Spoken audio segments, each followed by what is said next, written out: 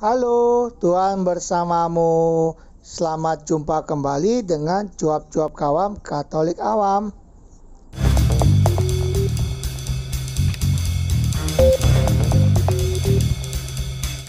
Apa kabar Bapak dan Ibu, kakak dan adik, saudara-saudara, teman-teman dan rekan-rekan semua?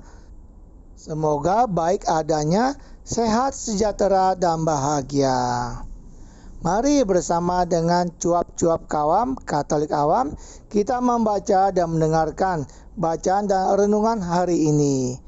Ingatlah untuk memberikan suka, komentar, dan bagikan kepada yang lain sehingga mereka dapat membaca dan mendengarkan bacaan dan renungan hari ini serta mendapatkan berkat belas kasih dari Tuhan. Mari kita hening sejenak sebelum kita membaca. Bacaan pertama diambil dari surat Rasul Yakobus bab 3 ayat 13 sampai 18. Siapakah di antara kamu yang bijak dan berbudi? Baiklah ia dengan cara hidup yang baik menyatakan perbuatannya oleh hikmat yang lahir dari kelemah lembutan. Jika kamu menaruh perasaan iri hati dan kamu mementingkan diri sendiri, janganlah kamu memegahkan diri dan janganlah berdusta melawan kebenaran. Itu bukanlah hikmat yang datang dari atas, tetapi dari dunia, dari nafsu manusia, dari setan-setan. Sebab di mana ada iri hati dan mementingkan diri sendiri, di situ ada kekacauan dan segala macam perbuatan jahat. Tetapi hikmat yang dari atas adalah pertama-tama murni, selanjutnya pendamai, peramah, penurut, penuh belas kasihan, dan buah-buah yang baik, tidak memihak dan tidak munafik. Dan buah yang terdiri dari kebenaran ditaburkan dalam damai untuk mereka yang mengadakan damai. Demikianlah sabda Tuhan, syukur kepada Allah. Inilah Injil Yesus Kristus menurut Markus bab 9 ayat 14 sampai 29. Ketika Yesus, Petrus, Yakobus dan Yohanes kembali pada murid-murid lain, mereka melihat orang banyak mengerumuni murid-murid itu dan beberapa ahli Taurat sedang mempersoalkan sesuatu dengan mereka. Pada waktu orang banyak itu melihat Yesus, tercenganglah mereka semua dan bergegas menyambut dia. Lalu Yesus bertanya kepada mereka, "Apa yang kamu persoalkan dengan mereka?" Kata seorang dari orang banyak itu, "Guru, anakku ini kubawa kepadamu karena ia kerasukan roh yang membisukan dia. Dan setiap kali roh itu menyerang dia, roh itu membantingkannya ke tanah. Lalu mulutnya berbusa, giginya berkertakan, dan tubuhnya menjadi kejang. Aku sudah meminta kepada murid-muridmu supaya mereka mengusir roh itu, tetapi mereka tidak dapat." Maka kata Yesus kepada mereka, "Hai kamu angkatan yang tidak percaya, berapa lama lagi aku harus tinggal di antara kamu? Berapa lama lagi aku harus sabar terhadap kamu? Bawalah anak itu kemari." Lalu mereka membawanya kepadanya. Waktu roh itu melihat Yesus, anak itu segera digoncang-goncangnya, dan anak itu terpelanting ke tanah dan terguling-guling, sedang mulutnya berbusa. Lalu Yesus bertanya kepada ayah anak itu, "Sudah berapa lama ia mengalami ini?" Jawabnya, "Sejak masa kecilnya. Dan seringkali roh itu menyeretnya ke dalam api ataupun ke dalam air untuk membinasakannya. Sebab itu jika engkau dapat berbuat sesuatu, tolonglah kami dan kasihanilah kami." Jawab Yesus, "Katamu, jika engkau dapat, tidak ada yang mustahil bagi orang yang percaya." Segera ayah anak itu berteriak, "Aku percaya. Tolonglah aku yang tidak percaya ini."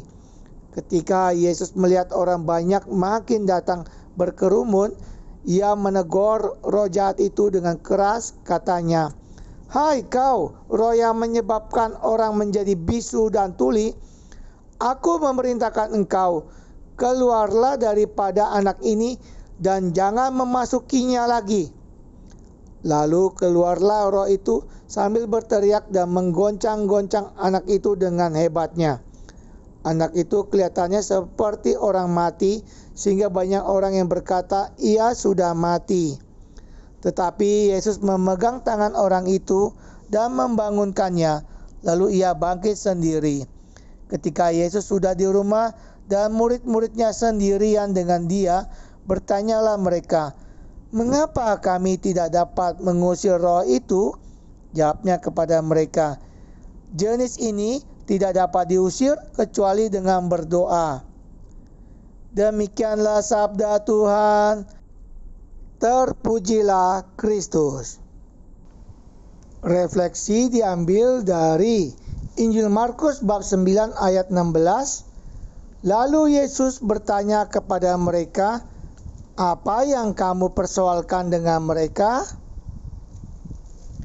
Ketika Yesus, Petrus, Yakobus, dan Yohanes kembali pada murid-murid lain, mereka melihat orang banyak mengerumuni murid-murid itu dan beberapa ahli Taurat sedang mempersoalkan sesuatu dengan mereka. Tentu ada kejadian besar karena pada waktu orang banyak melihat Yesus, tercenganglah mereka dan bergegas menyambut dia. Sebagai guru, Yesus mau berturut bertanggung jawab atas perbuatan para murid sehingga bertanya, apa yang kamu persoalkan dengan mereka? Yesus mau menyelesaikan persoalan itu. Persoalannya adalah ada seorang anak kerasukan roh yang membisukan dan para murid tidak dapat mengusir roh itu. Ini mengecewakan sehingga Yesus mengatakan mereka sebagai angkatan yang tidak percaya, karena sebelumnya Yesus pernah mengutus para murid pergi berdua-dua dan mereka mengusir banyak setan. Bandingkan dengan Markus bab 6 ayat 13. Yesus tidak langsung bertindak, melainkan berdialog lebih jauh dengan ayah anak itu, sampai ayah anak itu mengatakan, sebab itu, jika engkau dapat berbuat sesuatu, tolonglah kami dan kasihanilah kami. Inilah doa, jawab Yesus. Katamu, jika engkau dapat, tidak ada yang mustahil bagi orang yang percaya. Yesus meluruskan doa itu dan ajakan untuk percaya. Segera ayah itu berteriak, aku percaya, tolonglah aku yang tidak percaya ini. Akhirnya Yesus bertindak dan roh yang membisukan itu keluar dari anak. Hari ini saya belajar bahwa Yesus mengajukan dirinya untuk membantu. Yang diperlukan adalah percaya dan doa. Percaya bahwa tidak ada yang mustahil dan ada harapan. Persoalan yang sangat rumit, penyakit yang parah, keuangan yang tidak memadai, dan kejadian-kejadian lain yang pada saat mengalami seakan-akan tidak ada jalan keluarnya, semuanya berlalu dan terselesaikan juga. Doa berkomunikasi dengan Allah, menyatakan pujian, kebutuhannya, ketidakmampuan dan mengandalkannya sehingga menguatkannya sampai kehendak Allah menjadi nyata. Kisah-kisah hidup orang banyak di sekitar kita menunjukkan hal ini. Nelson Mandela yang akhirnya berhasil merekonsiliasi antara orang berkulit hitam dan putih di Afrika Selatan. Barack Obama menjadi orang Amerika pertama yang menjadi Presiden Amerika Serikat. Monsignor Sugio Pranoto yang melontarkan 100% Katolik dan 100% Indonesia. Bahkan contoh-contoh di dalam kehidupan yang pernah dialami oleh kita sendiri. Bagaimana dengan Anda? Maukah untuk percaya dan berdoa?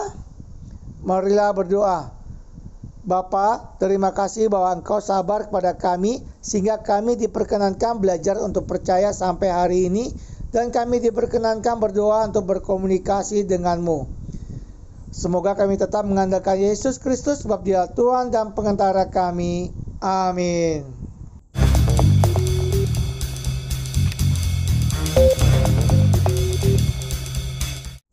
Tuhan bersamamu. Terima kasih Bapak dan Ibu, kakak dan adik, saudara-saudara, teman-teman dan rekan-rekan semua yang telah turut membaca dan mendengarkan bacaan dan renungan hari ini.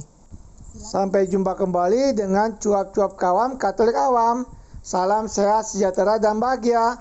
Tuhan memberkati.